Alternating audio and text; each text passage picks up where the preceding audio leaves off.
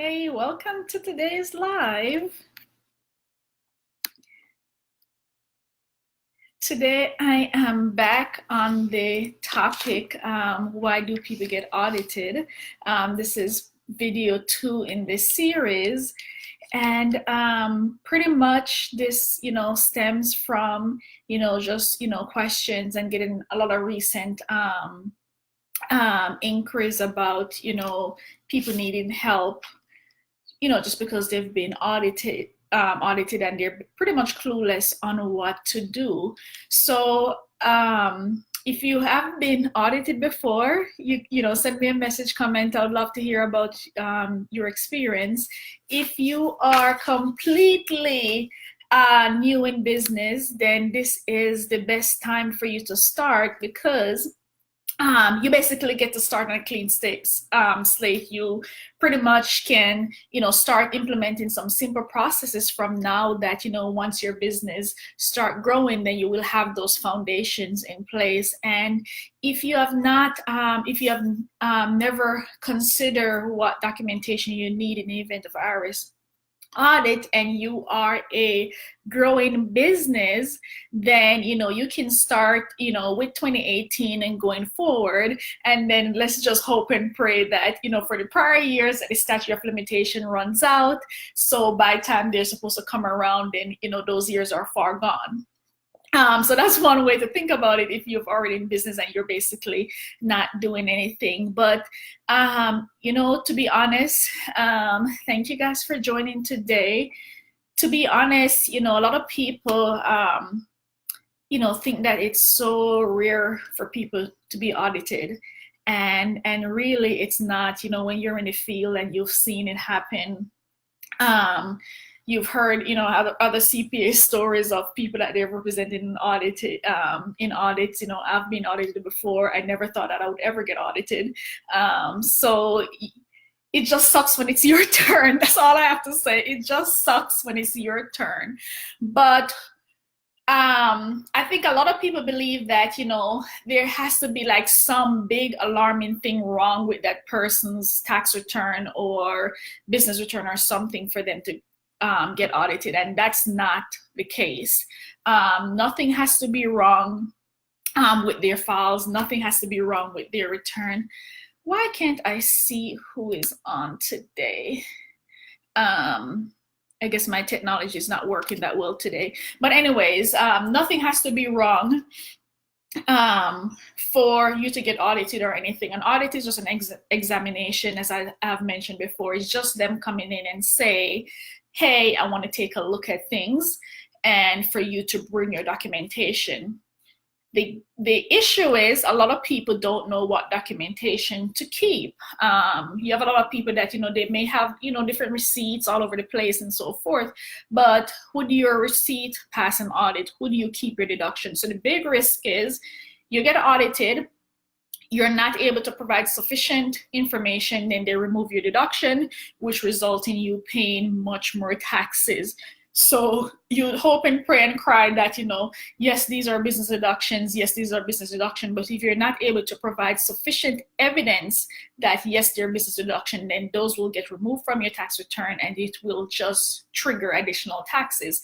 So that's basically the big risk. Thanks, Juliet. Hi, Brandy. I can't see who else is on here. So as I said, that if you are new in business, it's a great time to start to set up these simple processes. If you are existing business owner, then you can start with 2018 just to make it easy without worrying about, going back to 2017 and try to recreate all of this and all that. One of the things that I wanted to talk about today is, the audit preparation process. So, the first thing, you'll get a letter, and you're going to know because it's going to be a pretty thick envelope. So you're going to know that something is up. You're going to get a pretty thick envelope, and, maybe, you're going to get nervous and go crazy. But once you get that, then, you're going to schedule an appointment to, to speak with the auditor. And, they will tell you exactly in that packet what they're going to examine and what they're going to take a look at during your meeting with them. So it takes a lot of time, even for persons who have their documentation together. It takes a lot of time to put together a packet to, to send to them or to go meet with them. It's a very time-consuming process. It can take over your week, it can take over your month to get prepared. So that's why it's important to have all of this in place, because imagine if you don't, and it already is such a time-consuming thing. And don't think that your bookkeeper will be able to help. They don't care, they don't give a damn about your bookkeeping file. So I can tell her from that. They don't care. If you're one of those persons who say take pictures of your receipts and upload it in your QuickBooks, make sure that you can get it somewhere else, because I'm not sure how you're going to go through all those years and get it sorted out. So if you're using that process, make sure that you have it saved somewhere else.